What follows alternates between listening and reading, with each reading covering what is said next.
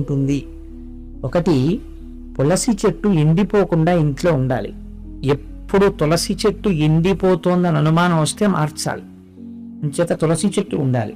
రెండవది, బ్రాహ్మణ సేవ జరుగుతూ ఉండాలి ప్రయత్నపూర్వకంగా. ఎప్పుడో మన ఇంట్లో శుభకార్యం జరుగుతుంది అని కాదు, నైమిత్తికము అని ఏ పౌర్ణమి తిథికో ఏకాదశి తిథికో, లేకపోతే ఇంక మనిషికి పశువుకి ఏమిటండి తేడా? ఆ ఈశ్వర కైంకర్యం లేనినాడు.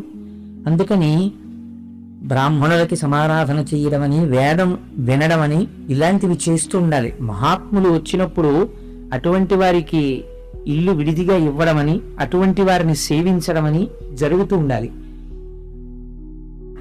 మూడవది, లక్ష్మీదేవి యొక్క స్థిరమైనటువంటి నివాసాన్ని ఎవరు అపేక్షిస్తున్నారో అటువంటి వాళ్ళు తగినంత కారణం లేకుండా పగటిపూట ఇంట్లో అదే పనిగా నిద్రపోయే తత్వం ఉండకూడదు.